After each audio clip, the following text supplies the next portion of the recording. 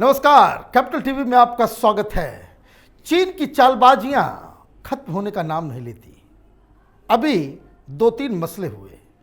पहला मसला ये हुआ कि इनको दिक्कत इस बात की हो गई कि ईटानगर में G20 का कार्यक्रम क्यों हो रहा है।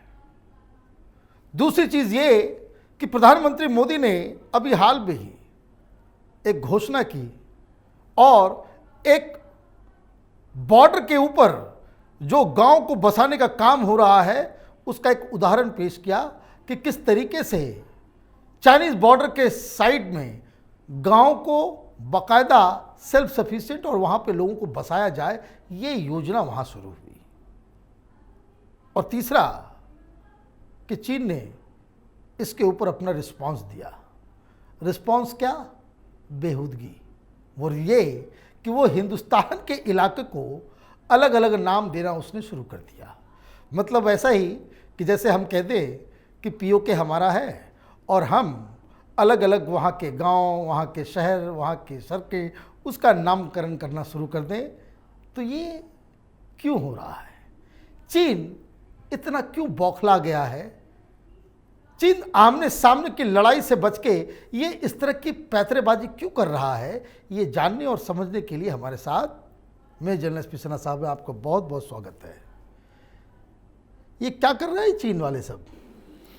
देखिए, टाइमिंग इम्पॉर्टेंट है। जैसे टेनिस खेलते समय अच्छा टाइमिंग शॉट टाइमिंग है तो बढ़िया सा शॉट है, विनर। नहीं तो नेट में बॉल।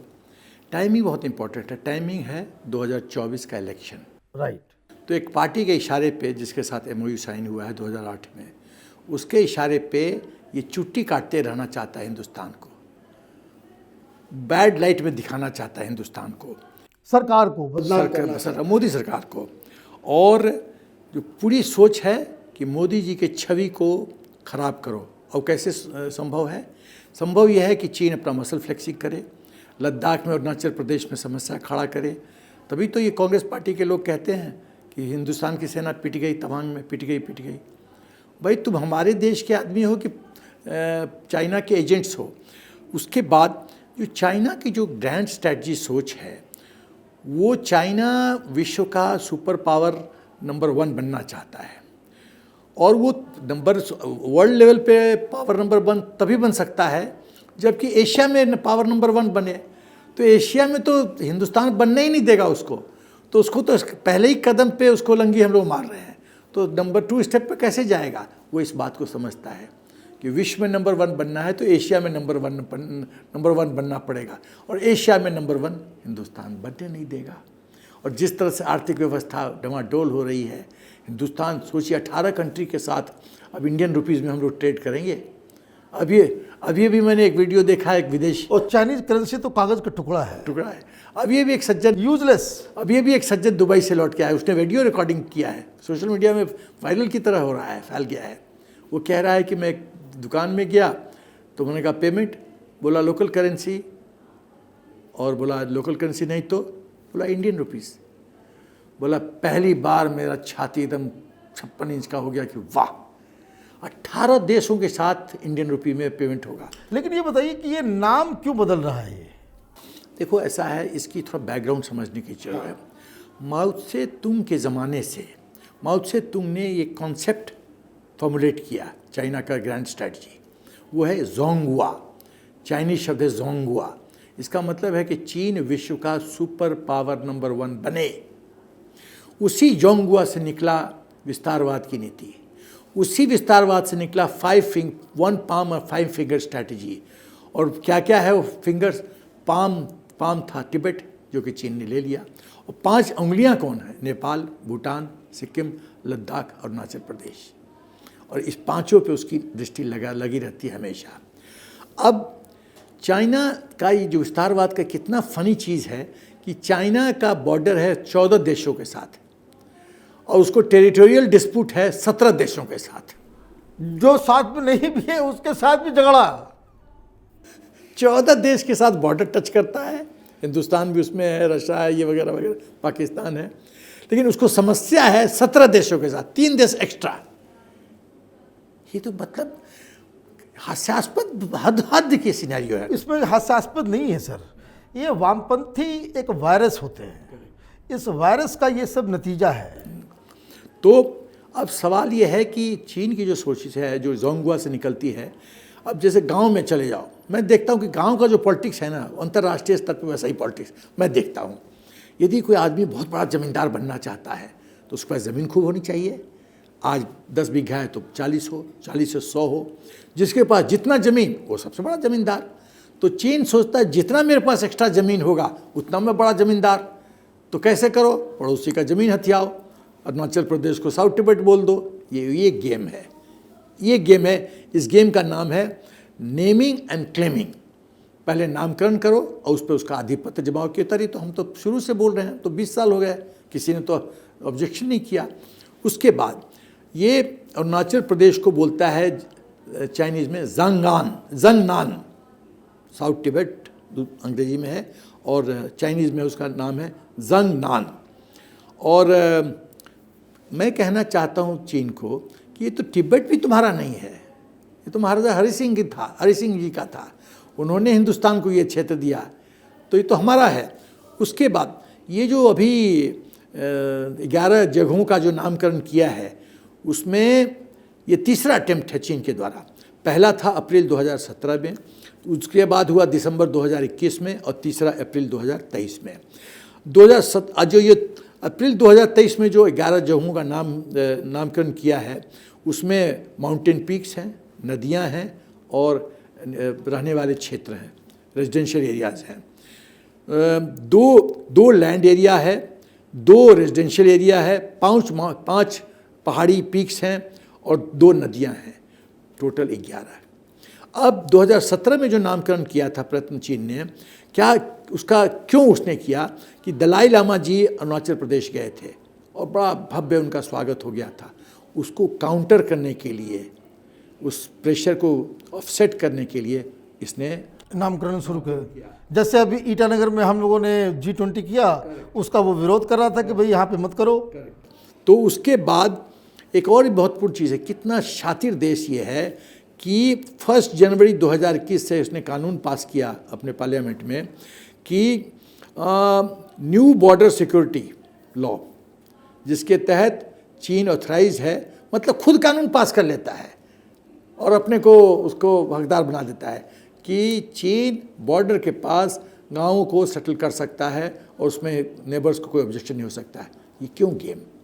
उसके 2 माने हैं। जियो मिलिट्री एंगल है। जियो मिलिट्री एंगल क्या कि यदि जब गाँव वहाँ सेटल करेगा, आप अटैक करोगे और सिविलियन पॉपुलेशन वहाँ पे को मरेगा तो आप जेनेवा कन्वेंशन के तहत जो है HR ह्यूमन राइट्स अवहेलना में राइट्स की समस्या सामने आएगी। सब गदर उस गांव से होगा, सब गदर उस गांव से होगा। वो आर्मी वाले होंगे, लेकिन क्लेम करेगा कि हमारे सिविलियंस को मार दिया। कितना शातिर देश है। तो ये अभी जो मोदी जी उसका न्यू बॉर्डर सिक्योरिटी लॉ चीन का है, उसका बाप का उत्तर ढूंढ दिया, बाप वाला उत्तर। अब वो संभाले, हम लोग भी सेटल करने जा रहे हैं। हम लोग भी सेटल कर रहे हैं। अब हाल में उसी से तो ये पूरा मसला शुरू हुआ। अब मुझे एक बात बताइए कि प्रधानमंत्री मोदी का रिस्पॉन्स क्या होना चाहिए? देखिए, ऐसा है कि हिंदुस्तान का प्रेजेंट रिस्पॉन्स क्या है और हम लोग का लॉन्ग टर्म रिस्पॉन्स क्या होना चाहिए? प्रेजेंट रिस्पॉन्स ये है इस केस में, अप्रैल 2023 के अनाउंसमेंट, चीन के अनाउंसमेंट पे, कि MEA ने, मिनिस्ट्री ऑफ एक्सटर्नल अफेयर्स ने डिसमिस कर दिया है कि ये जो चीन नए नए नाम इन्वेंट करते रहता है, ये जो ज़मीनी स्तर पे वास्तविकता है उसमें कोई फ़र्क नहीं पड़ेगा। ये सब क्षेत्र हमारा है और खाली नाम, चाइनीज़ नाम डालने से यदि आम को यदि फूं फां कुछ बोल दोगे तो आम का चरित्र नहीं बदलेगा, आम रहेगा। अब उसके बाद है, उन्होंने MEA ने कहा है कि जो जितने नॉर्थ ईस्ट स्टेट्स हैं वो इंटेग्रल पार्ट हैं हिंदुस्तान के, थे, हैं और भविष्य में रहेंगे। उसके बाद उसका जो मेरी सोच है कि हिंदुस्तान को हमारी लॉन्ग टर्म स्ट्रेटजी क्या होनी चाहिए, तो लॉन्ग टर्म स्ट्रेटजी के पीछे मैं थोड़ा सा बैकग्राउंड जाना चाहता हूँ कि बार बार चीन उछल कहता है अरुणाचल प्रदेश हमारा है। मैं तो ऐतिहासिक सबूत दे रहा हूँ कि चीन का कई हिस्सा हमारा है, हमारा क्लेम बनता है। महाराणा रंजीत सिंह का टेरिटरी कहाँ तक जा रहा था? वही नहीं, कुषाण डायनेस्टी के जो राजा थे कनिष्क, उन्होंने चाइना का काफ़ी साउदर्न पोर्शन कैप्चर किया था और चाइना पे रूल किया था। और यहाँ तक कि उन्होंने चाइना के प्रिंसेस, उस समय के चाइना के जो भी राजा थे, उनको ज़बरदस्ती क्या उनको ऑफर आया कि शांति के लिए तो हमको प्रिंसेस से शादी करो। प्रिंसेस से शादी हुई कनिष्का का 127 से लेकर 151 AD में ये सब वारदात हुआ। तो कनिष्का को चाइनीज़ में कहा जाता है चियानी से चिया, उनका नाम है कनिष्का का चाइनीज़ में। अब आते हैं जो एक राजा थे अरुणस्वा, वो चाइनीज़ लैंड सीज कर गए थे और उनको उनका आधिपत्य था, और जिस जगह को उन्होंने अटैक किया था वो उसका नाम है वान स्वान से, उस पर अपनी आधिपत्य जमाया था। महाराजा रणजीत सिंह, आपने कहा औरंगजेब कैलाश मानसरोवर को कैप्चर किया था। तो ये तो मैं ऐतिहासिक सबूत दे रहा हूँ, इतिहास गवाह है। तो पहली चीज़ कि हमको चाहिए कि हिंदुस्तान से जो हमारा ऐतिहासिक जो हमारे गवाह है कि जहाँ जहाँ हमारे राजा लोग अब रूल किए थे, उन जगहों का नामकरण हम करना शुरू करें हिंदुस्तानी नाम। छठम साठ्यम समाचरित, तुम नेमिंग एंड क्लेमिंग गेम खेलोगे, हम वही गेम खेलेंगे। एक्चुअली हमको यही करना चाहिए। चीन जैसे खेलता है वैसे ही हमको जवाब देना चाहिए। तो हम जितना भी क्या कनिष्का का, महाराजा रणजीत सिंह का, महाराजा अरुणस्वा का, ये सब का, औरंगजेब का जो जितना क्षेत्र है उसका हिंदुस्तान नामकरण।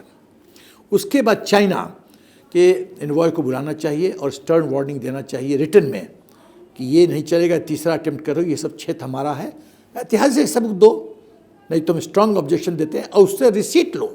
ये बड़े बदमाश हैं। भविष्य में बोलेंगे नहीं नहीं ऐसी तो कोई बातचीत ही नहीं हुई।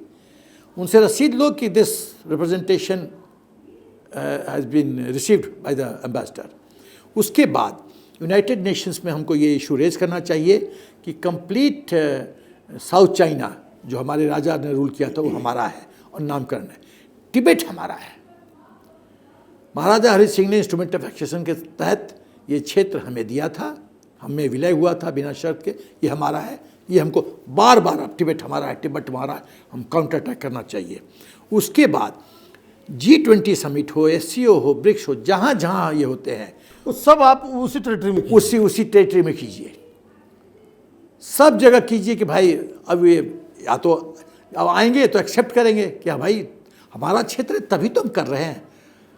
अब जैसे श्रीनगर में हम फंक्शन कर रहे हैं मोदी जी, तो पाकिस्तान को पेट में दर्द हो रहा है, और अरुणाचल प्रदेश में मोदी जी फंक्शन कर रहे हैं तो चीन को कष्ट हो रहा है।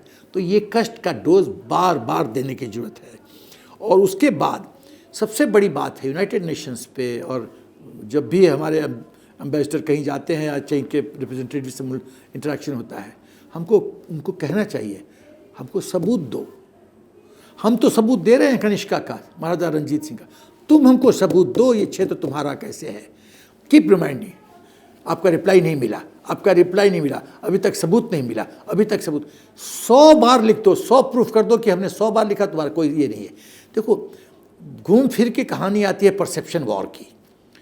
जैसा आप परसेप्शन बनाओगे वैसे ही भविष्य में वो आपको अस्त्र की तरह काम। तो ये आपको लगता है कि प्रधानमंत्री की जो सरकार अभी जो है फिलहाल, वो चाइनीज इस प्रेशर से झुकने वाली नहीं है? एकदम नहीं झुकने वाले हैं। देखो सबसे बड़ी बात है कि हम क्यों चीन इस तरह से व्यवहार कर रहा है। चीन की आदत हमारे सरकारों ने की है खराब। 62 वॉर हम प्रिपेयर्ड नहीं थे। 62 वॉर में नेहरू जी ने इंडियन एयरफोर्स को क्यों नहीं इस्तेमाल किया? उस समय चाइना के पास तो एयरफोर्स 0 के बराबर था, हम तो बर्बाद कर देते चीन को, क्यों नहीं किया? 2008 में MOU strategic road George Fernandes ji ने कल्पना की, उसमें कोई डेवलप नहीं। 12 साल में 7-8 रोड बने।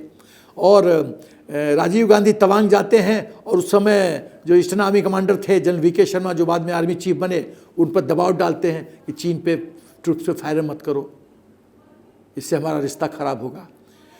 तो उसके बाद हमने ही आदत खराब किया। हाँ, उसके बाद राहुल गांधी स्टेटमेंट देता है कि तवांग में हम पिट गए। उसके बाद एडवांस लैंडिंग ग्राउंड, उसका डेवलपमेंट नहीं होता है। एयर मार्शल बोरबोरा कहते हैं कि दौलत बेल्ट एयर स्ट्रिप को रिपेयर करो, नहीं मानता, उसका फाइल पेंडिंग कर दिया जाता है। तो चीन तो ये सब ऑब्जर्व करता है कि ये तो सरकार कमज़ोर है, हम बांसुरी बजाते हैं और नाचता है नागिन की तरह, जो हम चाहते हो करवा लेते हैं। अब ये नहीं हो रहा। अब ये नहीं हो रहा है तो पेट में दर्द, तो पेट में दर्द है तो एक जैसे बिहार में कहावत है, खिसियाल बिलाई खंबा नोचे, तो खंबा नोच रही है, लेकिन खंबा अब तो नोचते रहोगे मिस्टर चाइनीज़, नोचते रहोगे, अब तुम्हारा कुछ नहीं हो सकता। पूरी तरह से बर्बाद करेंगे हम लोग चीन को। और उनके जो मोदी जी की रणनीति है ना, ये चीन के पेट में लात मारो, आर्थिक व्यवस्था खत्म कर दो। जिस तरह से मैन्युफैक्चरिंग हब का जो उसका जो क्रेडेंशियल्स है वो जो इस तरह से ख़त्म हो रहा है, वो ऐसी जगह ले जाके चीन को मारेगा कि चीन त्राहिमाम करेगा। आपका बहुत बहुत धन्यवाद। आपने डिटेल में बताया कि किस तरीके से चीनियों को हिंदुस्तान की सरकार जवाब दे रही है। अगर आपको ये वीडियो पसंद आया तो आप इसे लाइक करें, शेयर करें और कैपिटल टीवी को सब्सक्राइब करें। धन्यवाद।